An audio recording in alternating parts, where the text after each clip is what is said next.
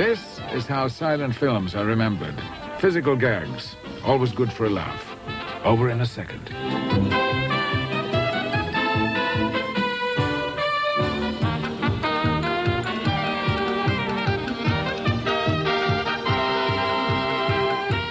But behind the comedy lay a world of painstaking planning, immense courage, and physical skill.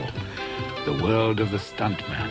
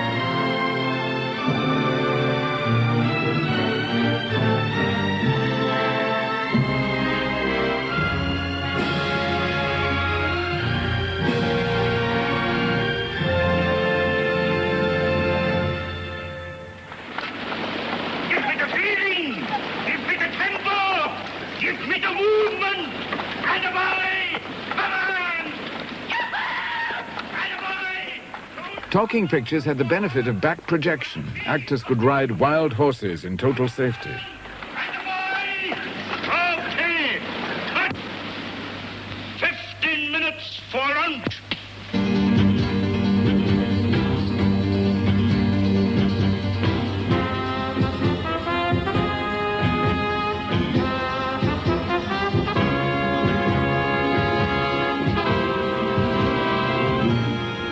In the silent days, back projection had yet to be invented. Whatever stunt you saw on the screen had actually been achieved, either by the actor himself or by a stuntman doubling for him.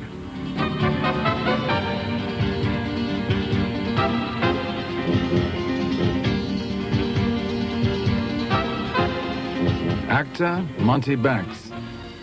Stuntman, Harvey Parry. Monty Banks, Harvey Parry.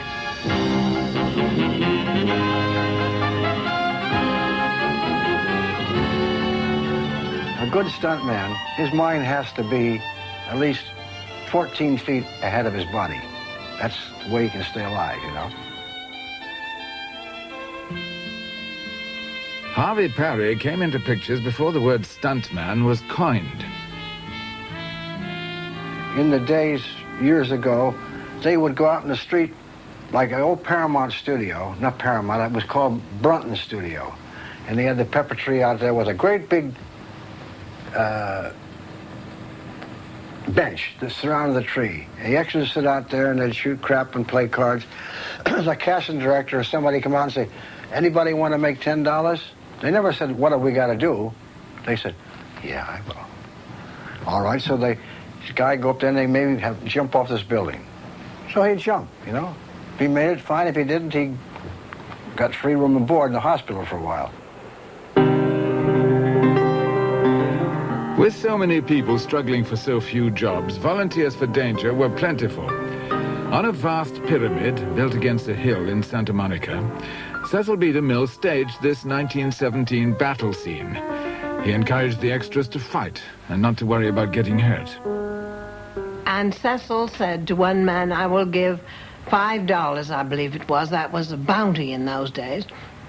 To anyone who will roll down the flat side, not on the stairs, but the flat side of the pyramid.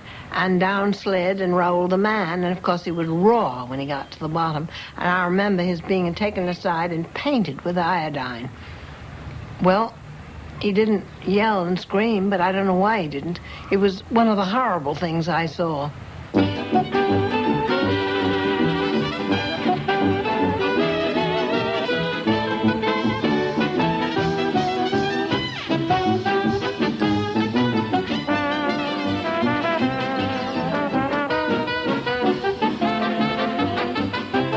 Stunting in the silent days was a job with few veterans.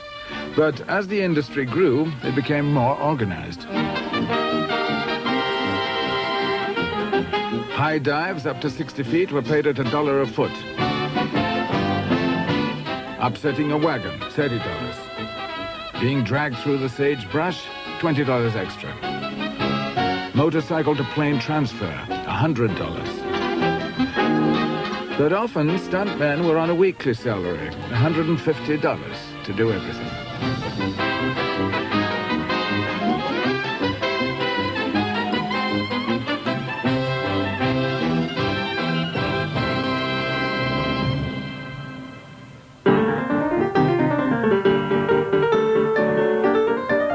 Audiences were hard to satisfy.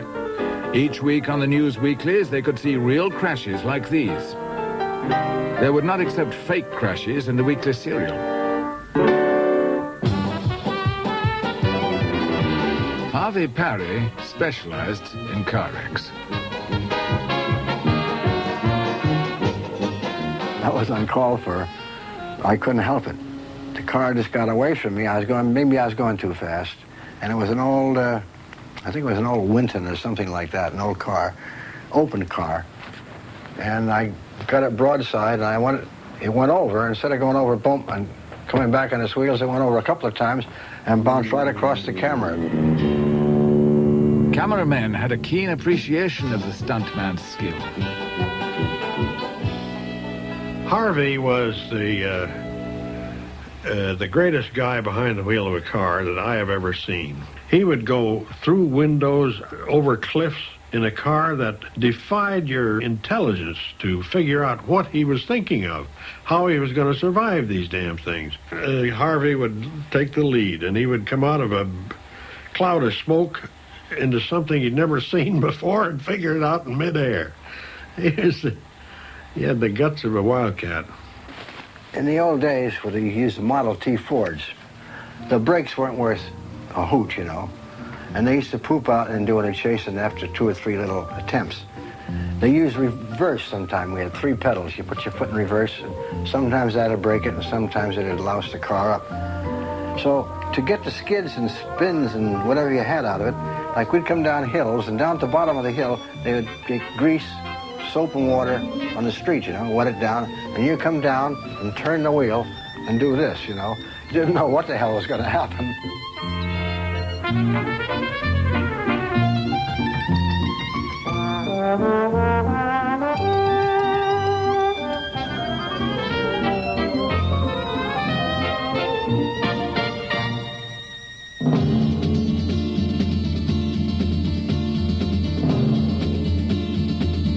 The big stars seldom took big risks, but lesser-known actors, particularly in westerns, were expected to do at least some of their own stunts.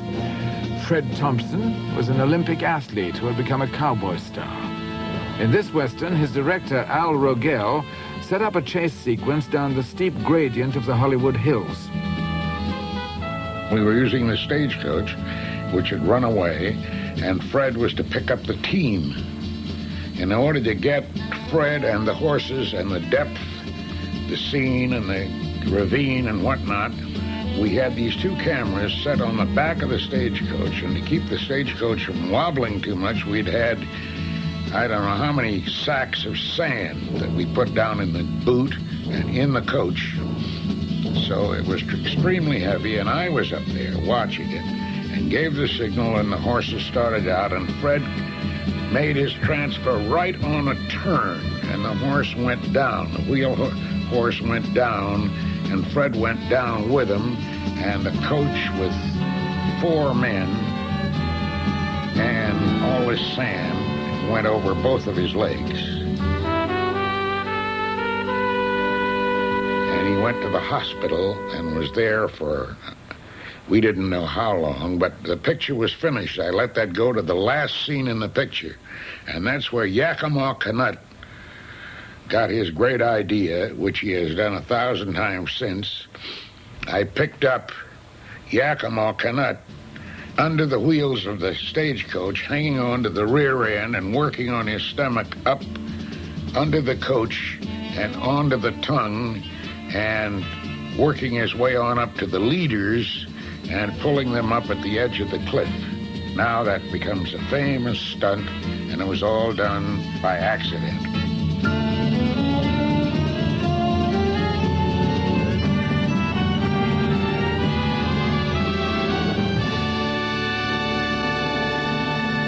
Raised on a ranch, Yakima Kanut won so many rodeo trophies that he was signed for pictures as a cowboy star himself.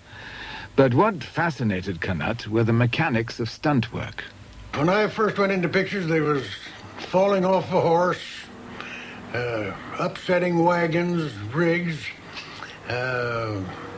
what they called a bulldogging, where you'd ride up alongside of a man, grab him, pull him off the horse, go down between the horses. Half the time, horses would step on you and skin you all up.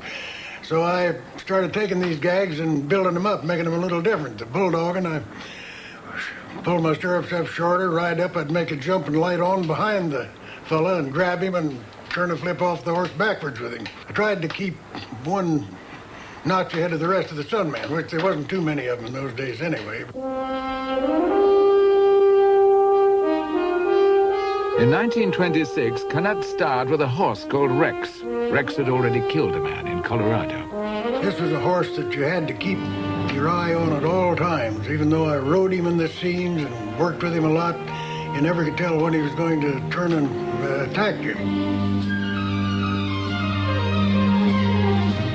Rex was more dangerous than Kanut expected.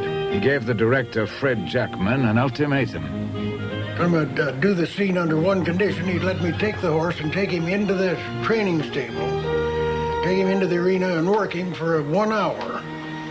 And he said, well, what do you do? I said, well, I'm going to take a billiard cue and a whip. I hope I don't have to use the billiard cue, but when I come out of there, he'll have a little respect for me. And so the director said, well, okay. He owned half interest in the horse. He said, okay, go ahead. So I took him, and this horse, I put him through. He's worked fast. I kept making him work faster and faster till they got him angry. And then he turned and charged me, and when he did, I just backed up, sliced him across the nose with this buggy whip, backing up to get my billiard cue. And we come back and we did the scene. He charged in, and every time I'd holler at him, he'd stop.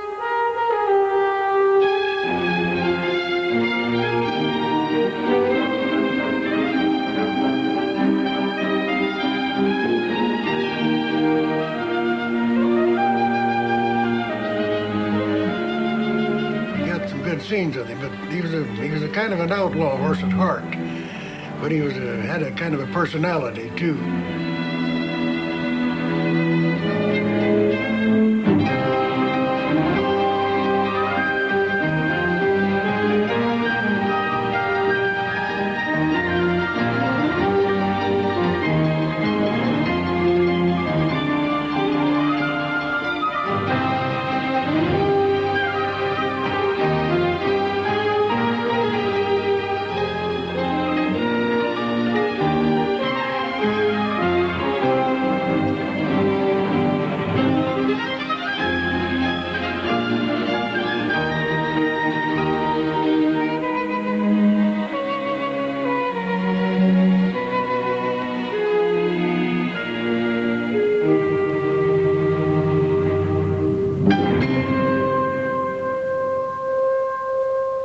But you see, you had a different breed of cat then than you have now.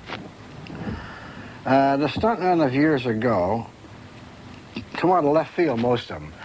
The ones that progressed and made good later on and made the business what it is today, most of them came out of circuses, carnivals. They had a vaudeville. They had a background. Richard Talmadge was a vaudeville acrobat who worked later with Douglas Fairbanks. Joe Bonomo, a circus strongman and a professional wrestler. Paul Malvern came from a family of acrobats. As a child, he'd worked on the stage with Chaplin. It was the skill he learned as an acrobat that would save his life when he worked on the 1927 historical picture, Beloved Rogue. I was hired to double Barrymore throughout the whole picture. And we come to the situation in the picture where the three beloved rogues, who was Max Swain, Slim Somerville, and John Barrymore at that particular time in France. They were Robin Hoods. They were trying to feed the people of Paris. So up on the tops of the walls of Paris, they had a great big catapult built, which was about 30 feet long, and the vagabonds were up there filling this thing with cabbages and carrots and turnips and so and whatnot, food enough to throw it into the city of Paris for the poor people.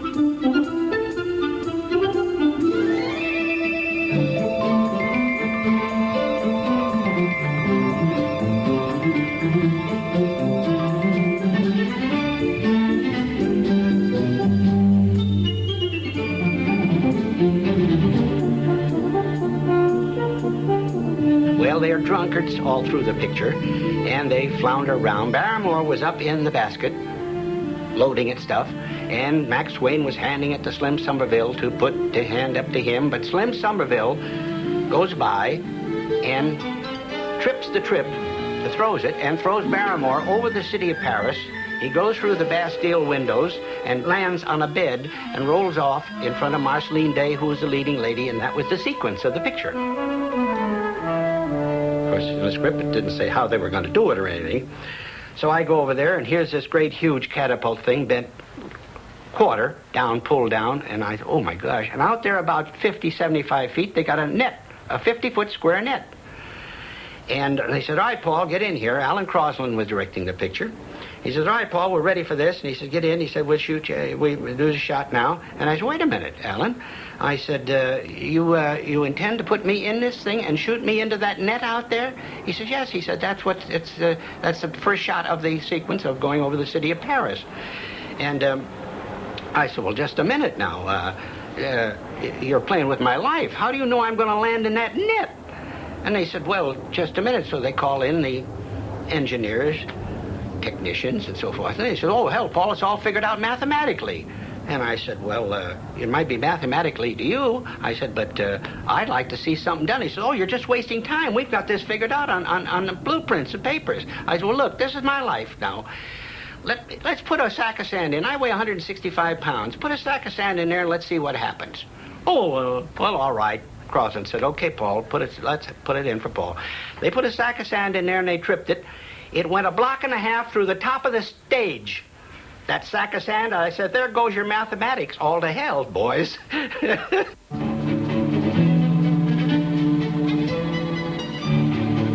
Malvern made them test the stunt repeatedly with sacks of sand until they'd got the range right. Then he did it. But another angle and a further stunt were required. Now, that was quite a deal. I had to do an 80-foot net dive, and it was off the top of the stage, and all the way down the top of the stage, they'd have peaks and the tops of buildings built on a side angle. The camera then was placed on a side angle over on the side. So consequently, when I dove off into the net, and they shot it from the angle that they would straighten it out, I was going over the tops of the buildings and the points and everything else. I did that in 2 different deals so that we had showing me progress across the city of Paris. And I got up 15 feet and dove through that. Of course, I had plenty of mattresses on the other side, dived through the candy window. Now, that was the progression of the first catapult over the city in 2 shots, through the outside window. Then they come on the inside and rebuild the candy window, new candy window, and the bed is there. And now I could stand right outside of the window and dive right straight through, down onto the bed, and of course, they'd cut and Barrymore would come in right after that.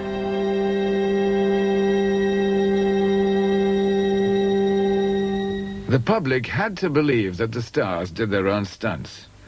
With a star like Douglas Fairbanks, they wanted to believe it. The big stars did not do their own stunts.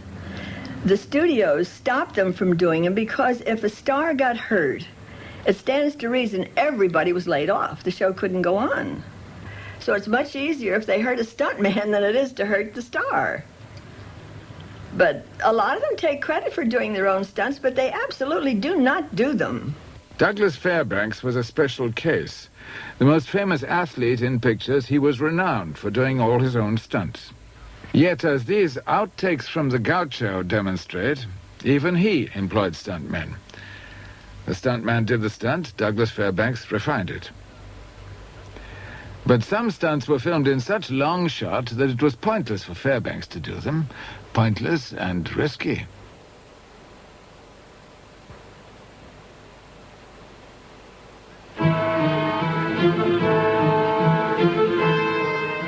Fairbanks always gave his audiences outstanding value. He combined an enthusiasm for history with a bravura sense of filmmaking.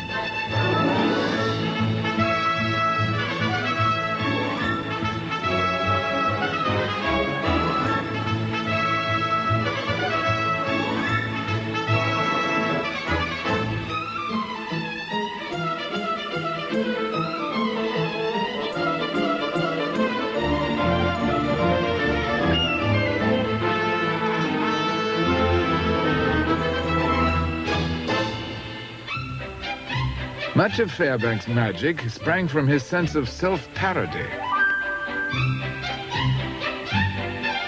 He relished the chance to introduce in each new picture more and more ingenious tricks and stunts.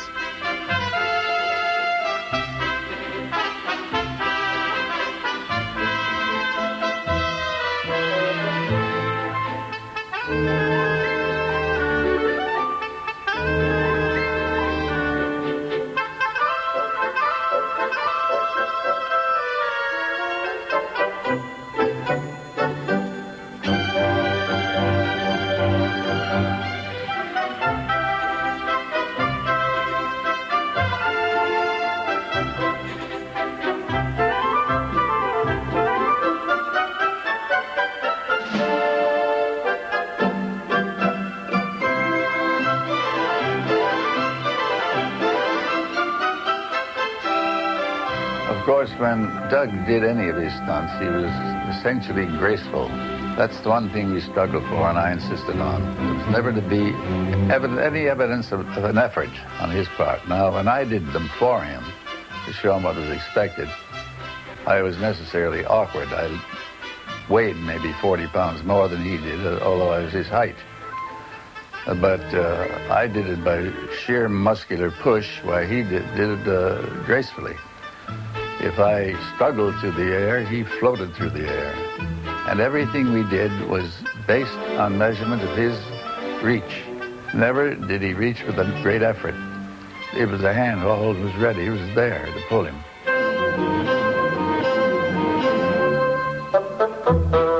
And so when he did these things, it was artistic and based on the fact that it was measured.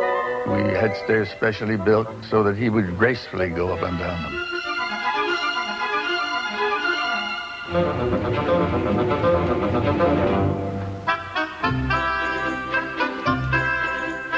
So I make the point, that's what we were after in all the stunts that he did, was grace and agility, like a ballet dancer.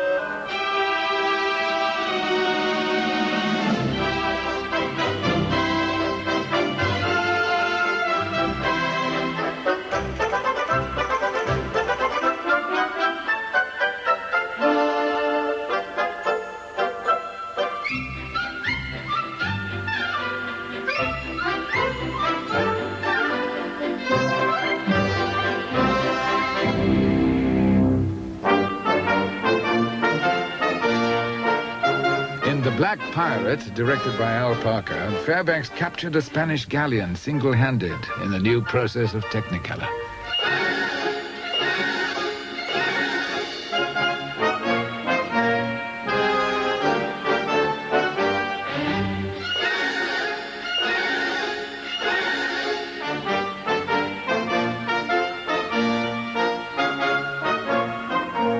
The famous one of sliding down the sails, very, very spectacular, was not as difficult to do as it appeared, because if you actually did try to do it, it'd be literally impossible. You cannot stick a knife in a canvas sail and slide down in one hand. I mean, the sail would be too tough, the knife wouldn't cut it, and no one, even the strongest man in the world, couldn't hold on to his own weight and push through the sail. So, in actual fact, my Uncle Robert, who was an engineer, he devised a means of putting the sail on a kind of angle so it wasn't straight up and down. The camera also on an angle so that on the screen it would be looking like that. The sail had been pre-sliced and then stitched up invisibly, so with a minor stitching so it would split anyway. And so in one scene the knife would go in, be a quick cut away, and the next time actually there was a fixed knife was already there with a counterweight back of the sail that you didn't see, that you just hold on to like a lift, something with a counterweight and wires that would just haul him down through this pre-set sail.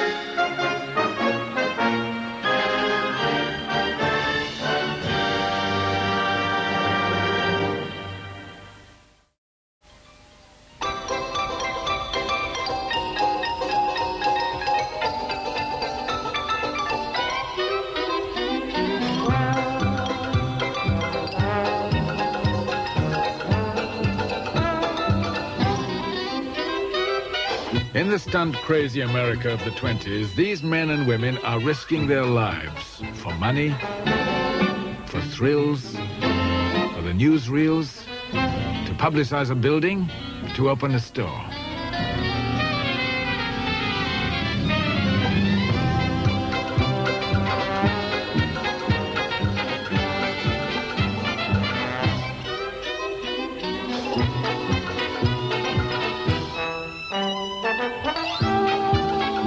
When comedian Harold Lloyd saw a human fly climb the Brockman building in downtown Los Angeles, he was horrified, hid his eyes, and had the idea for his most famous comedy, Safety Last.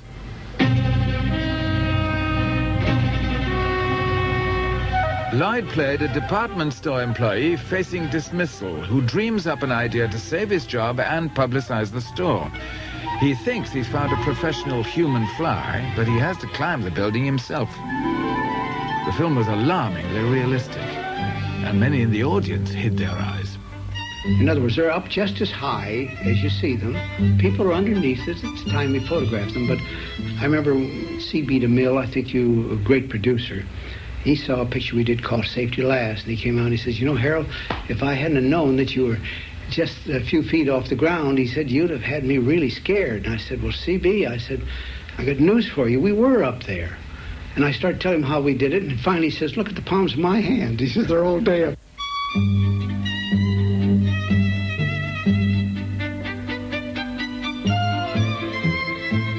The idea that Harold Lloyd climbed the building entirely alone has long been accepted, but he didn't. I doubled Harold, and every precaution that I wanted in climbing the buildings and so forth, anything protection I wanted, I could have.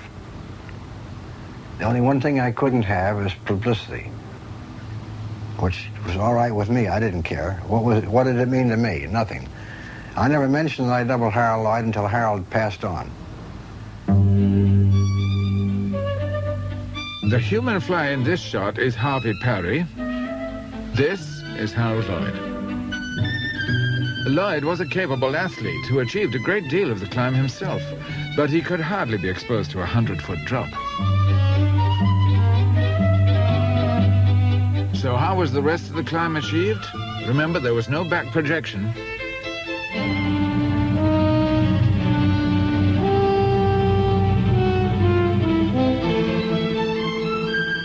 Lloyd had to be as high above the ground as he appeared to be.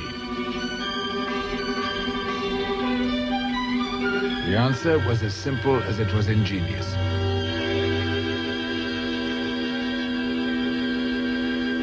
We built a set on top of the 14-story building that would be maybe 2.5 stories in height. Right on the edge, facing in toward the roof of the building. Now, when they photographed it in such an angle that it looked like it was on the opposite side of the street, and you could see all that traffic underneath you. Where if Harold did fall, or I did fall, doing some things that were a little more dangerous that you wouldn't want to do up at 14 stories, we'd only fall maybe 15, 16 feet. And we'd have pads down there in case you did fall. Harold Lloyd, a lot of people didn't know it, only had part of a hand. On his right hand, it was blown off by a firecracker in a still picture one time. If you ever notice, he'd hang mostly with his left hand because he couldn't hang with the right. Lloyd wore a special glove to conceal his missing fingers, so his disability was never apparent.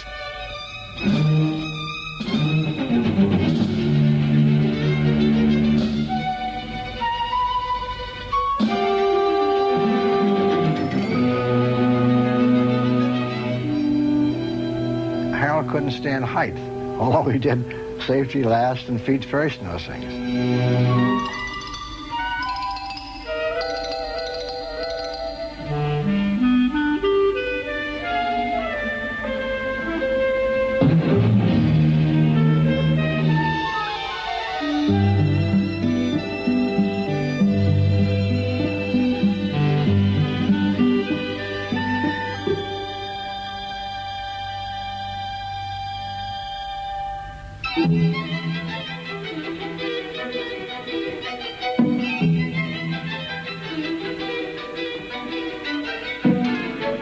By the mid-1920s, audiences were blasé about stunt work.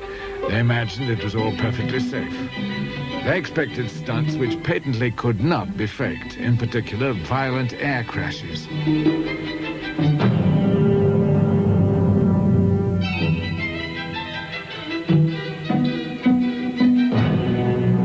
The man most in demand for this kind of work was Dick Grace, who kept this unique roll of film showing the best of his stunts and those which didn't quite come off.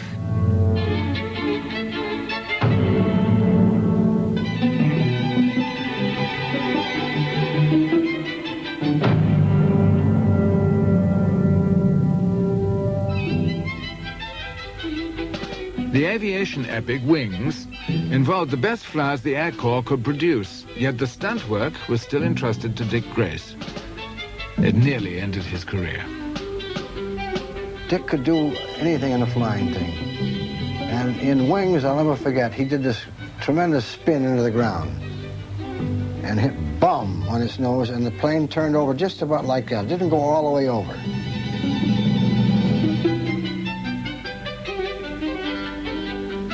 And we all ran over because we figured he may have got hurt, you know.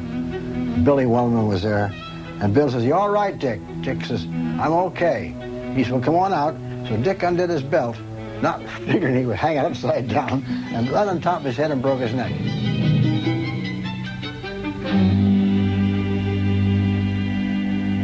Despite his injury, Grace managed to return to stunt flying for the 1928 war film Lilac Time. He was crazy. He was a marvelous stunt flyer. He and there were a group of them who did the stunts on Lilac Time and in the planes, cracking them up. Colleen Moore played an inquisitive French girl on a farm used as an airfield in World War I.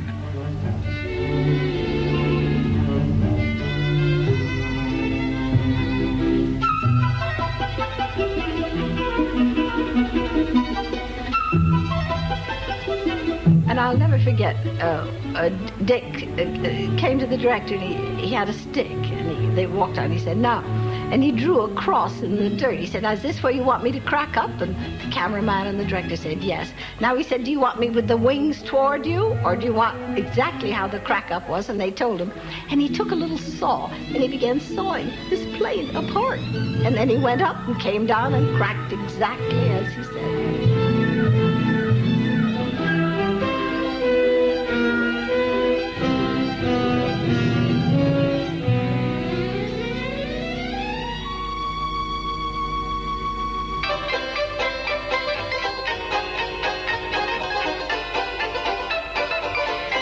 Stunt flyers were known as barnstormers.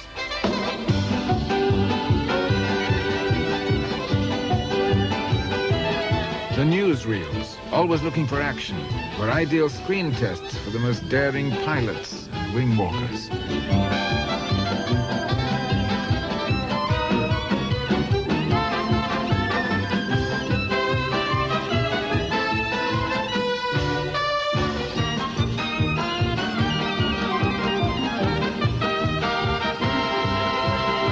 The most charismatic of the showflies was Ormer Locklear. He won his reputation in the Air Corps, climbing out repeatedly onto the wings and even the axles of aircraft in mid-flight. He found such danger exhilarating. In 1919, for the newsreel cameras, he performed a plane-to-plane transfer without a parachute. Locklear was hired for pictures.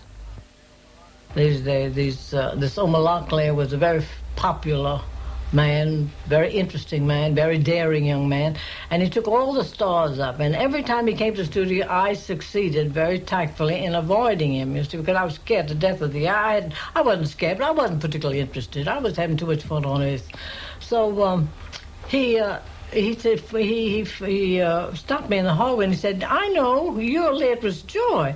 And I knew who he was, you know, and I made like I was very weak and about to die, you see, so he wouldn't think I was too robust to take up there. But anyway, he said, "You know, you're the only star. Now, come on now, let's make a day of it." So I said, "All right." So he said, "Right now." So I said, "All right." So we went out, and this plane, of course, when you see the ones of today, if you can catapult yourself back to a little cracker box, so help me heaven, with 2 single seats, one in the front and one in the rear, you see. And I got in this thing, and we started zooming up like that, you know, and I, as I said, I always controlled myself in a moment like that, and I said, "Now you're in it, now enjoy it, you know, and just be your age, you know." And he made an eminent curve, one of those things like that, you see, and then the reverse of it, and all those kind of things. And I thought I had enough, you see, so I made some kind of gesture to him, and I did this, meaning, take me down, you know. I was throwing in the sponge and giving up completely because I'd had enough of it.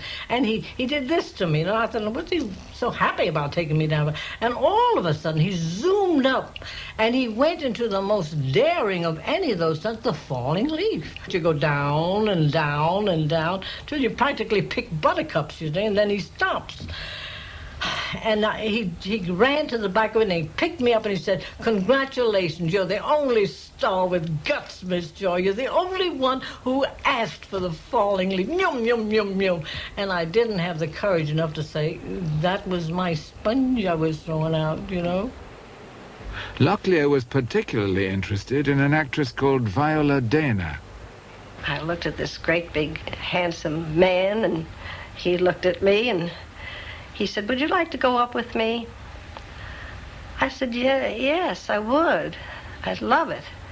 And he had green eyes, too. And I want to tell you, we looked at each other, and up I went with him in one of those old Jennies.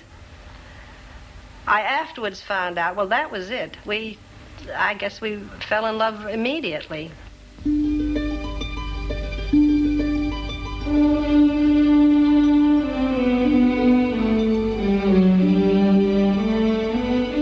Done everything in a plane that's to be done. Loops, we did one day, we did something like 25 consecutive loops and spins and barrel rolls, and we'd go under between telegraph poles under the wires and chase our friends down Hollywood Boulevard if we saw them. I'd carry a bunch of old lipsticks, and that's how low we'd fly.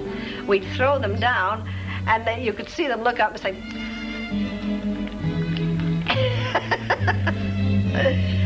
of course, I think they got after him, too. He had to leave town. He hid out for about a week. Locklear continued to appear at shows around the country, keeping in touch with an anxious Viola Dana by telephone and telegram. "There's nothing dangerous in the work," he insisted. "I do absolutely nothing that could be called a risk of life. Everything I do is planned methodically and is absolutely safe." Fox brought him back to Hollywood to star in The Skywayman in 1920. Aerial scenes were photographed at the DeMille airfield next to the oil fields. He was making a picture for Fox. They were starring him in it, and he was doing some night flying, tailspin, and he said to the director, he said, "Now, when I get down to the level of the oil wells, take the lights off me, the sunlight arcs. Take those lights off me, and I'll know where I am. I can come out of it." And he went into the tailspin, and they never took the lights off him. And, of course, he into an oil sump. I guess there was practically nothing left of him because those jennies, you know, they're very fragile. Somebody picked me up I started to run for the plane, and somebody said, grab her and take her home. And I guess I was just kind of crazy. I couldn't believe what had happened. And when you're young, those things are very shocking. I don't even like to talk about it. Fox rushed the Skywayman into release and announced that a share of the profits would be given to the families of Locklear and his co-pilots. 10%. 2 years later, Universal made a serial called Around the World in 18 Days. Aerial stunts were increasingly popular with audiences and increasingly hazardous for the men who tried them, like Gene Perkins. And I was at Universal working with Perkins, and they had an episode in which, at Marshfield, they wanted the Perkins to come across in an aeroplane and drop down and give the girl who was on the top of the train some documentary papers or so forth. So they had hired some fellow with an old Jenny plane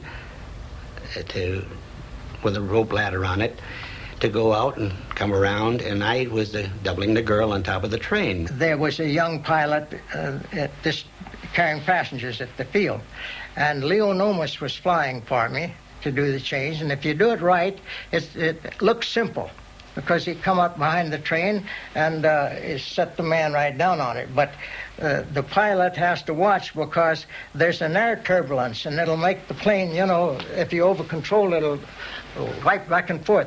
So this kid didn't know it. He went to Universal and all the studios, and told him that he was a stunt pilot, that he had flown the plane change for me, and so naturally they accepted that. And so they hired him. Well, of course, the fellow went around, circled around the train. Train was doing about, I guess, 45, 50 miles an hour up there by Marshfield. And instead of going behind the train and coming up the back end of the train, he came straight across the side. Now, Perkins, instead of standing in the bottom rung of the rope ladder, he hung. Of course, Gene hadn't been a regular plane changer. He didn't know these things. So when they went to do it, he climbed down on the end of the ladder. And when you do that, you don't hang at the bottom rung, because if they don't get, you have to pull back up again. So what I would do is take 2 holts, you know, and I'd come down, and if he didn't get close enough, I'd come back up and rest my arms. Well, he went down so low that he hit the windows of the train, and they dragged him across the top of the train. And when the plane got over on the other side in a bank to try to get up, his ribs were broken, and he couldn't climb back. And Gene shook his head. He couldn't hang on, and he turned loose and fell in a plowed field. And his legs, bones went through his shoes into the ground, and it looked like he was standing knee-deep in a hole. Then they wanted, later on, in that particular serial, for me to go out here to a semaphore on the railroad tracks and match up the fall. And I said, I don't remember reading anything about this in here. And they said, no, but they said, well, we want to pick it up where Perkins fell and went down. I said, you know, he got killed in that. And they said, yes, you know, well, we just go ahead and pick it up right here. I said, you don't pick it up with me, because I'm not going to jump off of there and double it and do it for you. And which I didn't do, because I didn't think it was cricket, so to speak.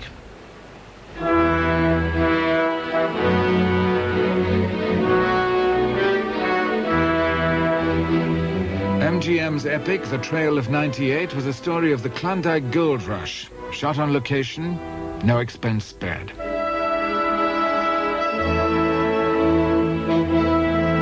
Trail of 98, made by MGM, was probably one of the most disastrous pictures of that era, because we lost 4 men in one scene, in which we only recovered 2 of the bodies.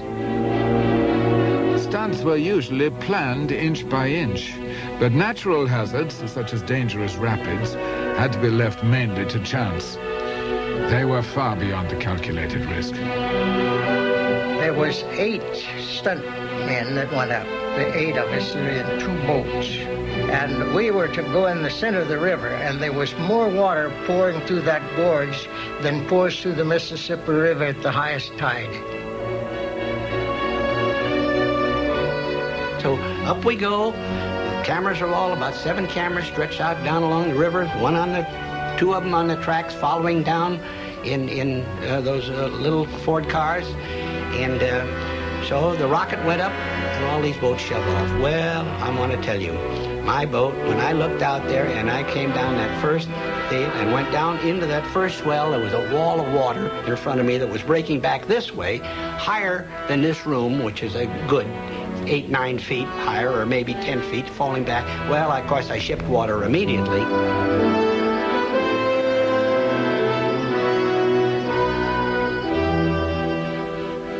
We were in the center of the stream, and the waves were like breakers in the surf. And we were going 35 miles an hour because the camera were on a Ford car with flange wheels, and they ran down a railroad track right down the gorge. And they had to go 35 miles an hour to keep even with us. And I had folk sweep oars in there. I had 3 or 4 of them in there. I was on the sweep oar in the back.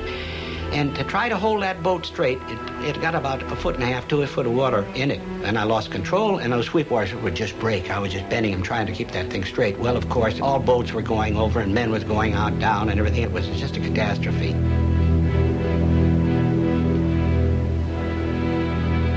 Safety ropes had been run across the river, fitted with loops. The second unit director was supposed to arrange for the loops to be reinforced with wire, which would hold them open. But he didn't. There was no loop in the end. When they're done, it just wound up, and it's like a hard twist rope with frozen stick.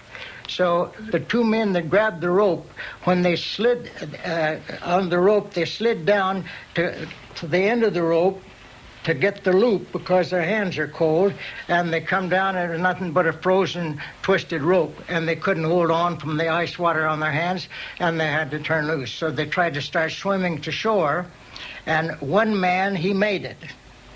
But he made it part way.